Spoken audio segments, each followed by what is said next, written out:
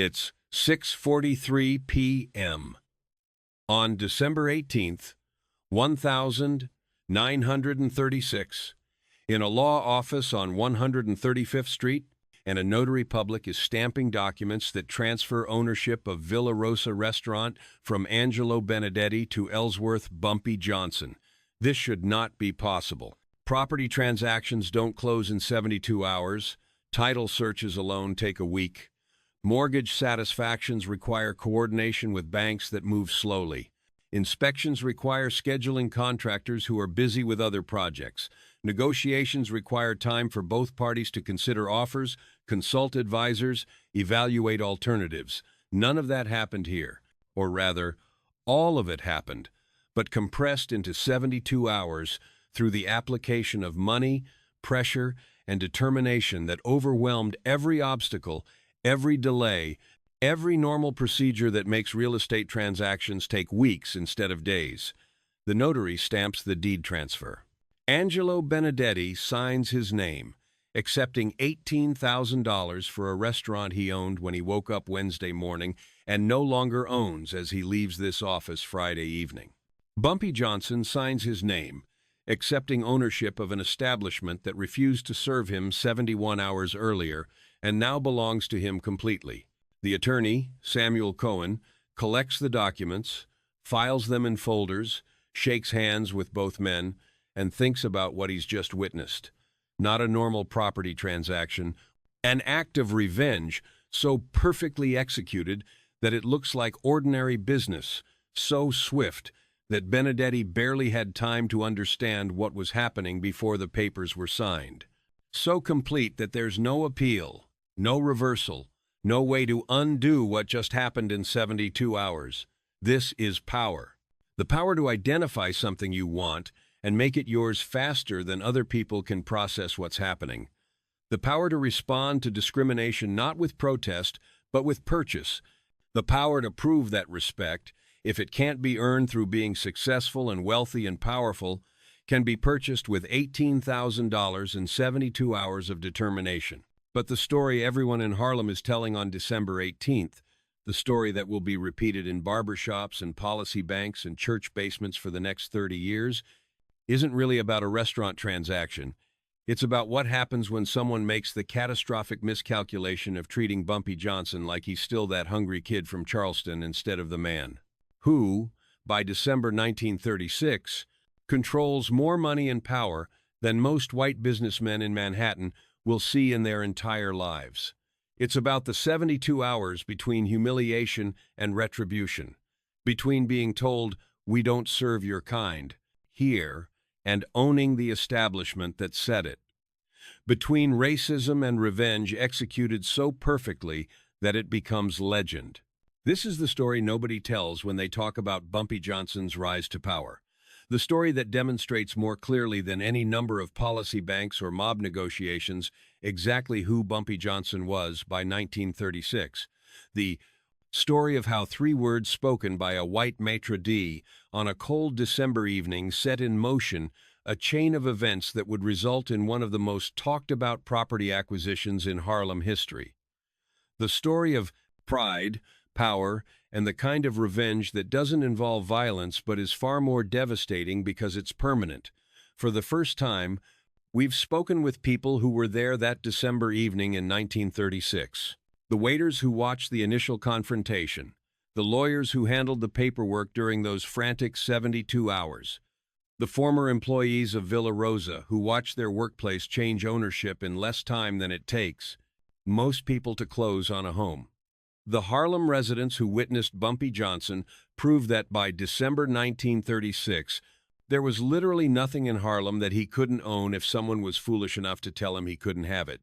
And their testimonies reveal not just a story about a restaurant transaction, but a story about power, respect, and the exact moment when Harlem's most powerful crime boss demonstrated that discrimination against him would cost more than any racist policy was worth. And Bumpy Johnson is walking toward Villa Rosa with 3 associates and a date for the evening, a school teacher named Charlotte Williams, who teaches at PS 89 and who has agreed to dinner after meeting Bumpy at a Harlem Renaissance poetry reading 2 weeks earlier. The temperature is 34 degrees. Snow is falling, lightly. The city is decorated for Christmas.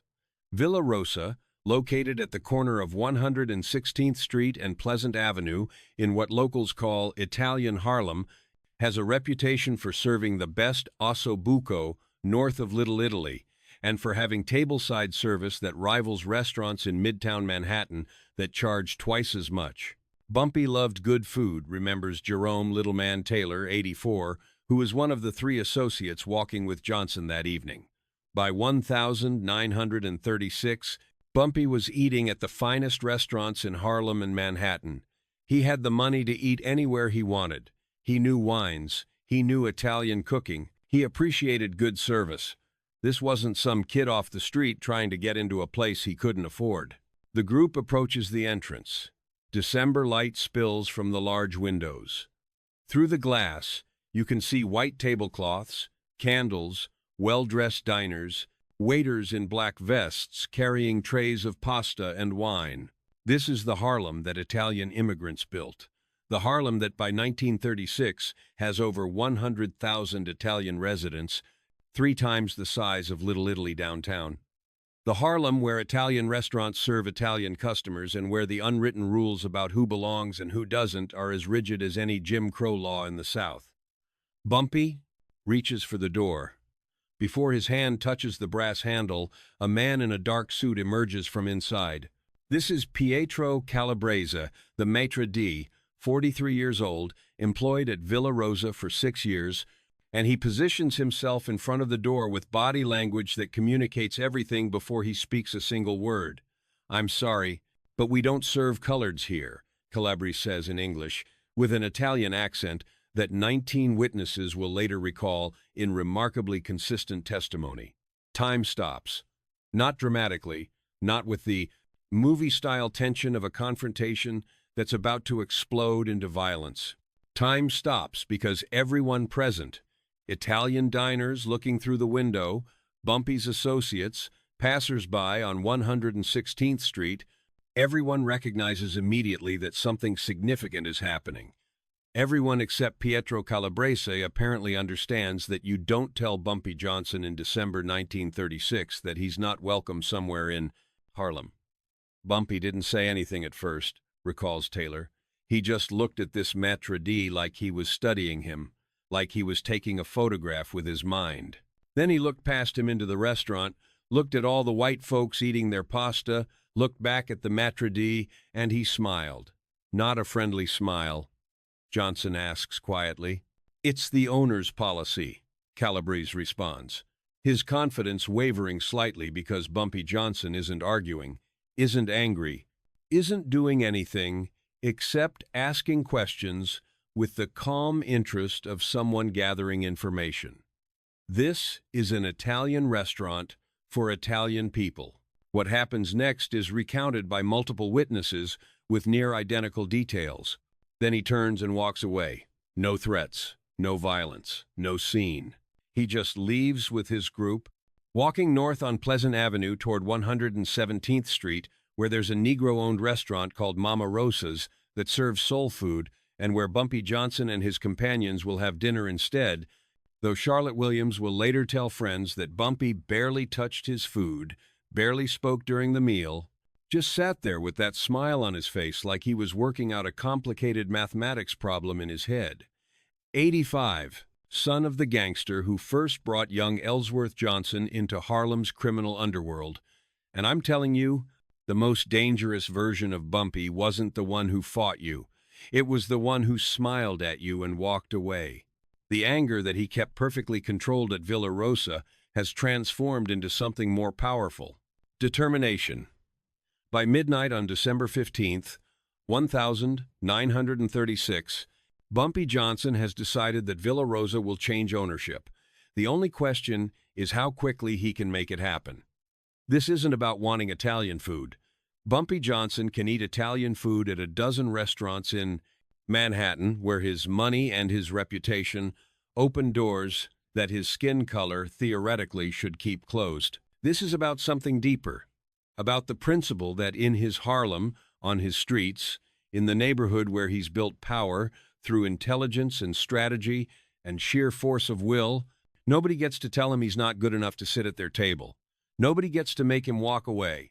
Nobody gets to humiliate him and keep operating their business like nothing happened. When people talk about Bumpy's rise to power, they focus on the violence or the numbers racket or his deal with Lucky Luciano, says Theodore Green, 79, who would later become Johnson's attorney, but in 1936 was a young law clerk who got pulled into the Villa Rosa transaction. But this restaurant thing showed a different kind of power. The morning of December 16th, 1936, approximately 16 hours after being turned away from Villa Rosa, Bumpy Johnson is sitting in a diner on 125th Street with three men. The first is Nathaniel Nat Pettigrew, his closest advisor and the man who manages most of Johnson's legitimate business interests. The second is Samuel Cohen, a 48-year-old Jewish attorney who handles real estate transactions for several of Harlem's most successful Negro businessmen and who has a reputation for closing deals that other lawyers claim are impossible. The third is Marco Esposito, 39 years old, an Italian-American associate of the Genovese crime family who works as a liaison between the Italian mob and Harlem's Negro criminal enterprises. Bumpy laid it out very simply. Remembers Pettigrew, 82, speaking from his home in Queens, where he moved in 1975. He said, "There's an Italian restaurant on 116th and Pleasant, Villa Rosa. It was Wednesday morning. That gave us about 60 hours. Cohen immediately starts talking about how property transactions take weeks minimum, how there are inspections and title searches and negotiations, and Bumpy just looked at him and said, "I don't want to hear what takes weeks." What follows over the next 72 hours is a masterclass in how power actually works in 1936 Harlem. Not the power of violence, though that's always an implicit threat in the background. Not the power of politics, though Bumpy has aldermen and police captains on his payroll.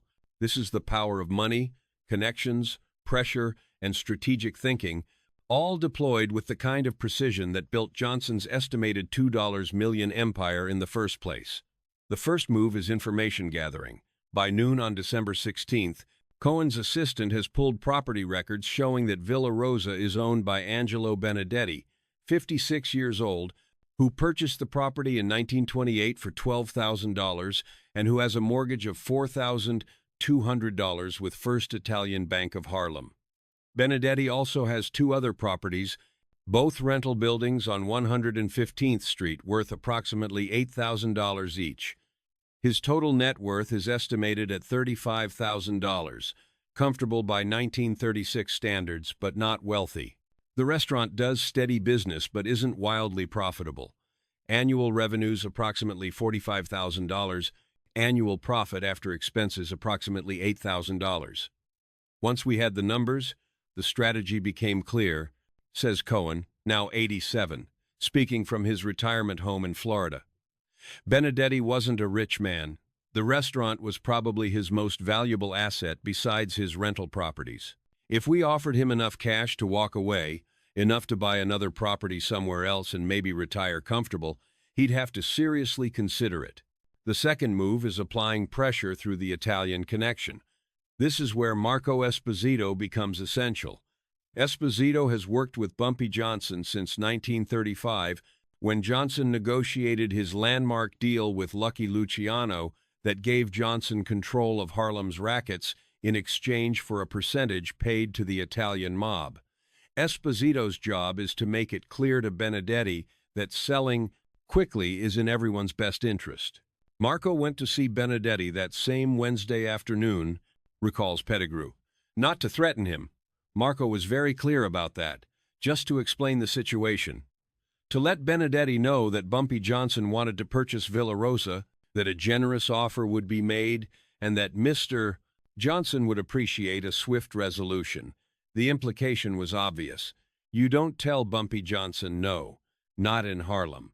Angelo Benedetti's version of these events, recorded in an interview with Harlem newspaper Amsterdam News in 1951, 15 years after the transaction, confirms the sequence. A man came to see me on Wednesday. Italian man, very polite, very respectful. He explained that Mr. Johnson wished to purchase my restaurant. He said an offer would be made and that I should consider it carefully. I asked what would happen if I refused to sell. He smiled and said nothing would happen, but that Mr. Johnson had never been refused anything in Harlem, and it would be unfortunate to be the first. By Wednesday evening, December 16th, Samuel Cohen has prepared an offer, $18,000 cash for Villa Rosa, including the building, all equipment, all inventory, the name, the recipes, everything. This is approximately 50% more than the property's assessed value of $12,000.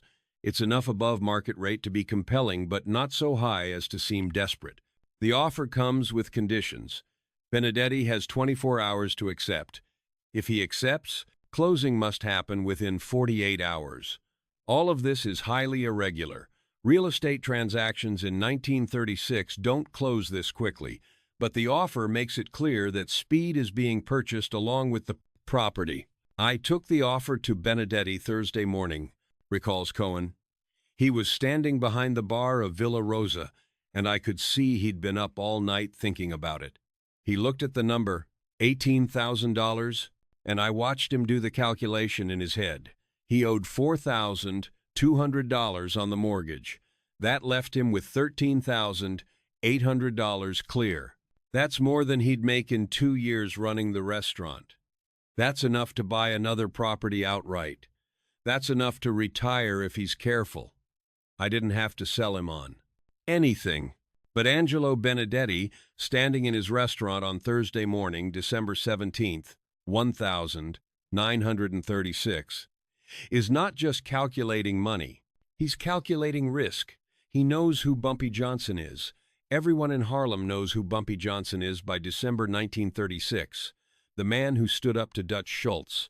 The man who negotiated with Lucky Luciano as an equal. The man who controls the numbers racket that generates millions of dollars annually across Harlem. The man who apparently doesn't forget being turned away from a restaurant by a maitre d' who was just following the owner's policy. I sold because I'm not a fool, Benedetti said in that 1951 interview. I sold because $18,000 in cash is more money than most people see in a lifetime. I sold because the alternative was keeping a restaurant in a problems neighborhood where the most powerful Negro criminal in America had decided he wanted to own it. You think my white customers would keep coming if they knew Bumpy Johnson was unhappy with me? You think the suppliers would keep delivering? You think the police would keep looking the other way at the illegal wine I served during Prohibition? I sold because when Bumpy Johnson wants to buy your restaurant in 1936 Harlem, you don't negotiate. Thursday afternoon, December 17th, Benedetti signs the purchase offer. Title search that normally takes a week. Cohen has a clerk working overnight to verify the property records, paying triple overtime to get results by Friday morning. Property inspection that normally takes several days. Bumpy sends his own contractor, who completes a walkthrough in 4 hours and delivers a written report. Mortgage satisfaction that normally requires coordination with the bank. Bumpy delivers $4,200 in cash to First Italian Bank of Harlem on Friday morning and receives the satisfaction documents by Friday afternoon. The bank manager was shocked, remembers Vincent DeMarco, 88, who worked as a teller at First Italian Bank in 1936. We had a customer walk in with $4,200 in cash, paying off someone else's mortgage. That wasn't a normal transaction. But the money was real. The paperwork was in order. In Samuel Cohen's office on 135th Street. Present are Bumpy Johnson, Angelo Benedetti, Samuel Cohen, 2 witnesses, and a notary public. The paperwork is straightforward. Benedetti signs the deed transfer. Johnson hands over a cashier's check for $18,000 from Harlem Savings Bank. The notary stamps the documents. M. On December 18th, 1936, exactly 71 hours and 13 minutes after being told, "We don't serve coloreds here," Bumpy Johnson owns Villa Rosa. Benedetti couldn't get out of there fast enough. recalls Cohen. He took the check, shook Bumpy's hand, and left. He cleared his personal belongings out of the restaurant that same evening.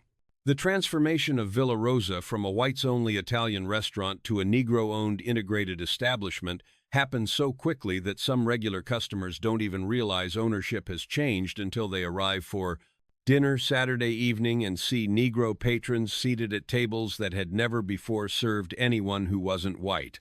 I was a waiter at Villa Rosa for 3 years, says Giovanni Russo, 81, speaking from his home in Brooklyn.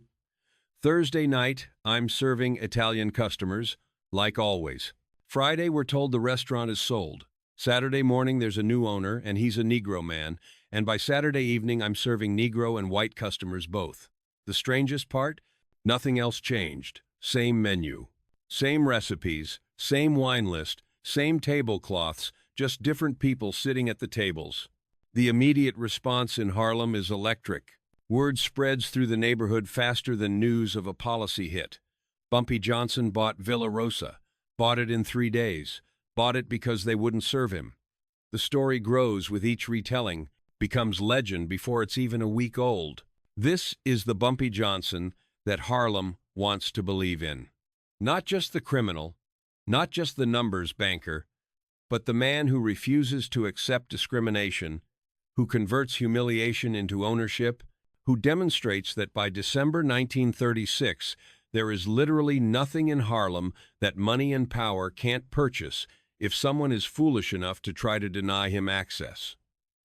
The Villa Rosa purchase was brilliant because it was both revenge and business, explains Marcus Henderson, 72, a historian who has studied Harlem's criminal enterprises for over 40 years. Bumpy didn't just buy the restaurant to prove a point. He bought an asset. Villa Rosa was profitable. It was well located. It had a reputation for quality. He transformed a moment of discrimination into a sound business investment that also happened to humiliate the people who discriminated against him. That's the genius of Bumpy Johnson. He never let emotion override a bench. The financial details of Villa Rosa's operation under Johnson's ownership reveal a man who understood that owning a business meant running it properly. Johnson kept most of the existing staff, including waiters, kitchen staff, and eventually even Pietro Calabrese, the maitre d' who had initially turned him away. The menu remained Italian. The wine list remained extensive. The only changes were the integration of the dining room and improvements to the decor funded by Johnson's investment. Keeping Calabrese was a power move, says Theodore Green. Bumpy could have fired him. Everyone expected him to fire him, but instead, he kept him on and made him serve Negro customers with the same politeness he'd shown white customers. Made him bow and scrape to the same people he'd turned away. That was more satisfying than just firing him. Pietro Calabrese's perspective, recorded in a 1947 interview shortly before he left Harlem permanently, reveals a man who learned an expensive lesson. I was following the owner's orders when I turned Mr. Johnson away. I didn't know who he was. I didn't understand what I was doing. When he became the owner, he could have fired me. Instead, he made me maitre d' for Negro customers, made me treat them like royalty. Every night I worked, I remembered that I'd turned away the man who would become my boss within 72 hours. It was humiliating. It was also educational. I learned that power in Harlem wasn't about skin color. It was about respect. And the first year under Johnson's ownership, Villa Rosa's revenue increased 35%, from approximately $45,000 to approximately $61,000. This was partly due to Negro customers who finally had access to upscale Italian dining in Harlem, but it was also due to white customers who were curious about the restaurant's new owner, who wanted to say they dined at Bumpy Johnson's establishment, who treated the integrated dining room as a kind of sophisticated rebellion against the segregation that dominated most of New York City in 1936. White folks loved to tell their friends they ate at Bumpy's place, remembers Taylor. It was like going to the Cotton Club to see Negro performers. It was a way to feel progressive and open-minded while still treating it like entertainment. But Bumpy didn't care about their motivations. He cared about their money. The Villa Rosa acquisition also sent a message throughout Harlem that had implications far beyond one restaurant. The message was simple. Bumpy Johnson was no longer a man who could be casually discriminated against. He was a man who would purchase your business out from under you if you made the mistake of treating him as less than equal, and he would do it so quickly you wouldn't have time to understand what was happening until the deed was transferred and you were standing on the street with a check in your hand, watching your former business operate without you. After Villa Rosa, I noticed a change in how white business owners in Harlem interacted with Bumpy, says Pettigrew. Before, there was always this assumption that even though Bumpy had money and power, he was still Negro, and therefore still had to accept certain limits on where he was welcome. After Villa Rosa, that assumption disappeared. Store owners invited him to shop. Restaurant owners reserved their best tables. Everyone suddenly remembered that in 1936, Harlem Bumpy Johnson was more than welcome. He was essential. The speed of the transaction also demonstrated Johnson's operational capabilities in ways that impressed even his Italian mob partners. Closing a property deal in 72 hours required coordination, legal expertise, financial resources, and the ability to apply pressure effectively without resorting to violence. These were the skills of a sophisticated businessman, not a street-level criminal. The skills that Lucky Luciano had recognized when he agreed to partner with Johnson in 1935. The skills that would allow Johnson to build and maintain his criminal empire for the next 3 decades. Lucky Luciano heard about the Villa Rosa deal, recalls Marco Esposito. He thought it was brilliant. He said any man who could buy a restaurant in 3 days just because they wouldn't serve him was a man you wanted as a partner, not an enemy. It reinforced Luciano's confidence that he'd made the right decision working with Bumpy. It showed that Bumpy understood power wasn't just about violence. It was about leverage. Financial leverage, political leverage, social leverage. For Charlotte Williams, the schoolteacher who had been with Johnson that December evening when he was turned away from Villa Rosa, the restaurant's acquisition was both impressive and troubling. Bumpy took me to Villa Rosa for dinner the Saturday after he purchased it, Williams recalled in a 1968 interview shortly after Johnson's death. We sat at the same table where white diners had been sitting the week before. The maitre d' who had turned us away now served us, with a politeness that bordered on fear. The food was excellent, the wine was expensive, and Bumpy was charming. But I kept thinking about what it meant that the fastest way to integrate a restaurant in Harlem wasn't through protest or legislation. It was through purchasing it. That's power. The question of what the Villa Rosa acquisition meant for the average Harlem resident, for the thousands of Negro citizens who didn't have $18,000 in cash to buy their way into establishments that discriminated against them, is one that historians still debate. Did Johnson's actions help the broader community by demonstrating Negro economic power? Or did they simply reinforce the reality that access to equal treatment in 1936 America was available only to those with enough money and power to purchase it? Bumpy opened Villa Rosa to all Negro customers, not just wealthy ones, argues Henderson, the historian. A working-class family could save up and have a special dinner there. In that sense, his ownership did benefit the community. But you're right that the method of achieving integration, purchasing the restaurant rather than demanding service as a matter of civil rights, revealed the limits of individual action. Bumpy could integrate one restaurant. He couldn't integrate American society. The Villa Rosa story also illuminates the complex relationship between Harlem's Negro community and the Italian community in East Harlem. By 1936, these communities existed side by side, sometimes collaborating economically, sometimes in conflict, always navigating the complicated dynamics of race, class, and power in Depression-era New York. Italians in Harlem weren't universally racist, says Rosa Giordano, 76, whose grandparents owned a bakery on 115th Street in the 1000.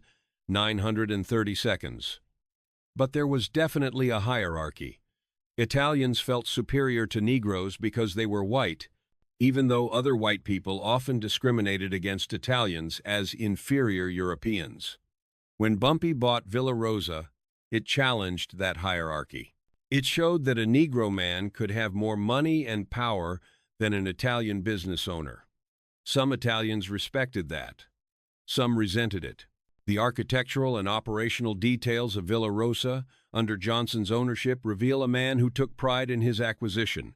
He invested an additional $3,000 in renovations during the first 6 months of ownership, upgrading the lighting, repainting the dining room in warm colors that made the space feel more inviting, and installing a small stage where jazz musicians would occasionally perform on weekend evenings, creating a hybrid Italian restaurant jazz club atmosphere that was unique in Harlem. Bumpy didn't just want to own Villa Rosa as a trophy, says Green, the attorney.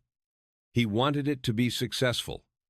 He wanted it to represent the quality and sophistication of Negro ownership. He personally approved the menu changes. He sampled new wines for the wine list. He interviewed musicians before they were allowed to perform. This wasn't an absentee owner collecting profits. The staff dynamics at Villa Rosa after the ownership change were complex and revealing. Some Italian staff members quit immediately, unwilling to work for a Negro owner. Others stayed, motivated by the need for employment during the Depression and by Johnson's reputation for paying above-market wages. And some stayed because they developed genuine respect for Johnson as a boss who ran his business professionally and treated employees fairly. I stayed because I needed the job, admits Giovanni Russo, the waiter, but also, I stayed because Mr. Johnson was a good boss. Better than Benedetti in some ways. He paid on time. He didn't steal tips. He cared if the restaurant succeeded. After a few months, I stopped thinking of him as a Negro boss and started thinking of him as just the boss. That was his real achievement at Villa Rosa, not that he bought it. 50. Expensive by 1936 standards, when the average Harlem household earned about $30 per week. This pricing strategy meant that Villa Rosa remained an establishment for special occasions rather than everyday dining, but it also meant that Johnson was running a profitable business rather than a charity.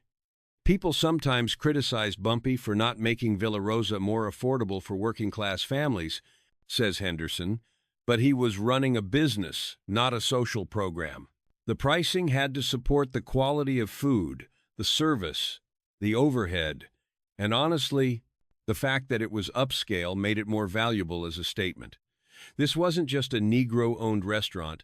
This was a Negro-owned upscale Italian restaurant with white tablecloths and an extensive wine list. The relationship between Johnson and Angelo Benedetti after the sale is documented through several sources, and it reveals a transaction that both men understood was about more than just real estate. Benedetti moved to New Jersey in 1937, purchased a smaller restaurant in Newark with the proceeds from the Villa Rosa sale, and by all accounts, lived comfortably until his death in 1963. He never publicly expressed resentment about the quick sale, though in private conversations, friends reported that he felt he'd been pressured into a transaction he wouldn't have made under other circumstances. Benedetti knew he'd been outmaneuvered, says Cohen, the attorney who handled the transaction, but he also knew he'd been fairly compensated. $18,000 was a good price. He wasn't cheated financially. He was just reminded that in 1936, Harlem, Bumpy Johnson's desire to own something was more powerful than anyone else's desire to keep it. That's not illegal. For Bumpy Johnson, the Villa Rosa acquisition represented something more personal than the business and political calculations that motivated most of his actions. It represented the distance he'd traveled from that one 4-year-old boy, arriving in Harlem in 1919 with nothing, knowing he was unwelcome in most establishments because of his skin color. By December 1936, he'd achieved enough power that being unwelcome somewhere meant he could simply purchase it. The Villa Rosa thing stuck with Bumpy for the rest of his life, says Pettigrew. not because it was his most important acquisition. He bought and sold dozens of properties over the years that were worth more money and more strategically valuable. But Villa Rosa was personal. It was about respect. It was about proving that by 1936, Ellsworth Bumpy Johnson wasn't someone who could be turned away from anywhere in Harlem. The timing of the Villa Rosa acquisition is also significant within the broader context of Johnson's life and career. December 1936 is just 1 year after Dutch Schultz's death, 1 year after Johnson negotiated his landmark deal with Lucky Luciano. This is Johnson at the peak of his early power, before his first major prison sentence in 1952. This is Johnson, as a young man, 31 years old, with money and influence and the kind of confidence that comes from having risen from nothing to controlling a multi-million-dollar criminal enterprise in less than 2 decades. In 1936, Bumpy was at the height of his powers, says Henderson. He was young enough to be physically imposing, old enough to have earned respect through experience, wealthy enough to make things happen quickly, connected enough to apply pressure through multiple channels. The Villa Rosa acquisition happened when it did because that's when Bumpy had all the resources necessary to make it happen in 72 hours. 5 years earlier, he might not have had the cash. 5 years later, he'd be more cautious about drawing attention to himself. The legal implications of the transaction were straightforward, but the social and political implications rippled through Harlem for years. Johnson had demonstrated that integration could be achieved through economic power, that discrimination could be countered not just through protest but through purchase, that respect in America in 1936 might be more attainable through money than through moral arguments about equality. The Villa Rosa acquisition influenced how other Negro business owners thought about expansion, says Samuel Morrison, 68, whose grandfather owned a funeral home in Harlem in the 1932nd. Before, there was an assumption that certain types of businesses, upscale restaurants, certain retail stores, certain service businesses weren't appropriate for Negro ownership because white customers wouldn't patronize them. Villa Rosa challenged that assumption. The physical space of Villa Rosa remained largely unchanged during Johnson's ownership. The mahogany bar that Benedetti had imported from Italy in 1929 stayed. The murals of Italian countryside scenes painted by a local artist stayed. Even the Italian-language menus stayed, though Johnson added English translations. This preservation of the restaurant's Italian character was deliberate. Johnson wasn't trying to transform Villa Rosa into something it wasn't. He was proving that a Negro man could own and operate an Italian establishment while maintaining its authenticity and quality. Some people expected Bumpy to change everything, to make it more Negro, says Russo. But he didn't. He kept the Italian recipes, kept the Italian waiters who stayed, kept the Italian decor. The only thing he changed was who was allowed to eat there. That was the most radical change possible: integration without transformation. The financial success of Villa Rosa under Johnson's ownership continued throughout his active years in Harlem.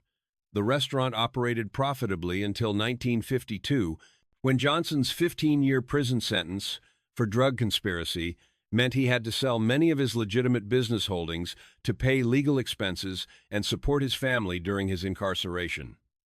Villa Rosa sold in 1953 to another Italian-American owner for $35,000, nearly double what Johnson paid for it in 1936, reflecting both the property's increased value and the improvements Johnson had made during his 16 years of ownership. The fact that Villa Rosa continued to be valuable after Bumpy sold it proves he ran it well, says Green.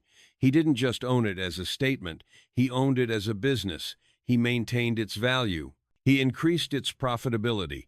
When he had to sell because of his legal troubles, he walked away with nearly 100% profit on his initial investment. The employees who worked at Villa Rosa during Johnson's ownership years speak of him with a mixture of fear, respect, and, surprisingly often, affection. He was a demanding boss who expected excellence in service, food quality, and customer treatment.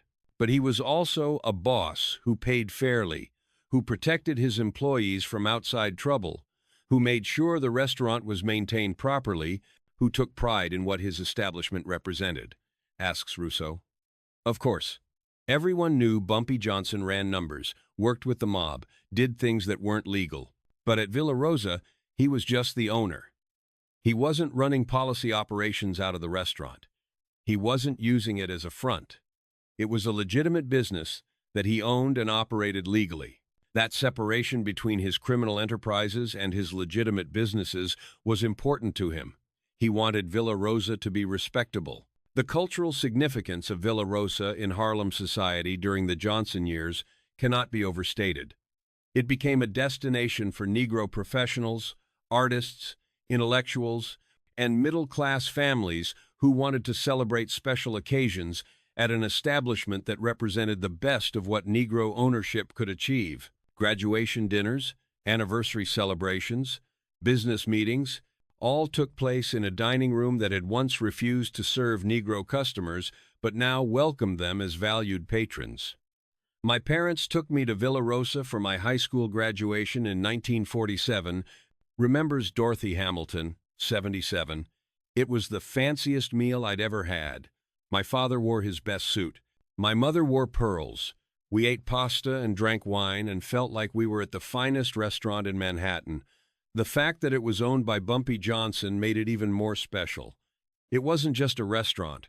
It was a symbol.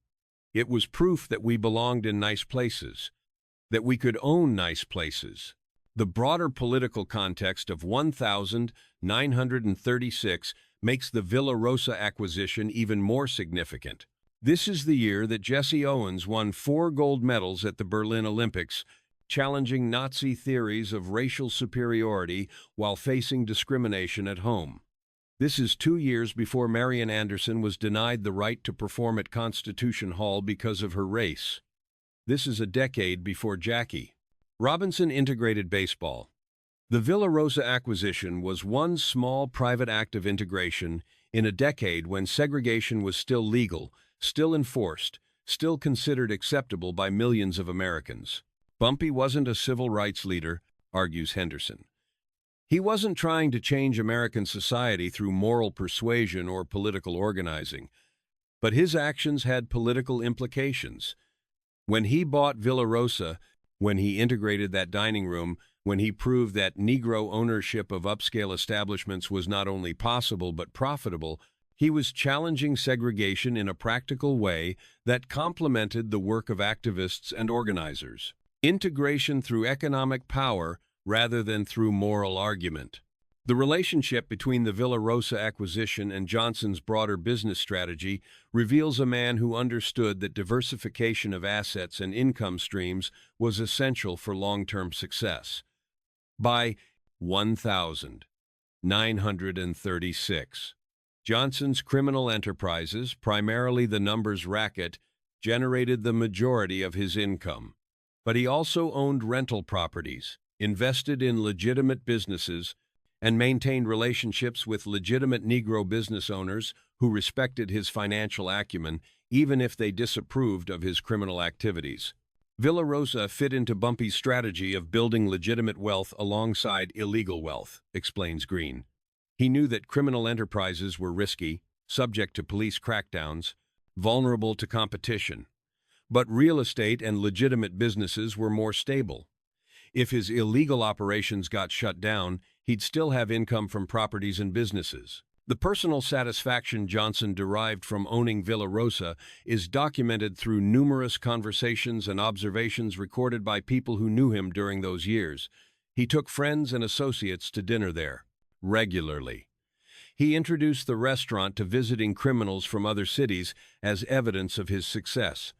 He spoke with pride about the quality of the food, the service, the atmosphere. For a man who controlled millions of dollars in illegal gambling operations, the $18,000 restaurant mattered perhaps more than the money suggested it should. Bumpy loved Villa Rosa in a way that was different from how he felt about his other businesses, says Pettigrew. The numbers banks were necessary. The real estate was strategic. But Villa Rosa was personal. It represented something he'd been denied and then taken. Every time he ate there, Every time he brought someone there for dinner, he was reliving that moment on December 15th, 1936, when he walked away from being told he wasn't welcome, and then reminding himself that 3 days later he owned the place. The reaction of Harlem's religious and civic leaders to Johnson's ownership of Villa Rosa was mixed, reflecting the complicated relationship these respectable institutions had with Harlem's most powerful criminal.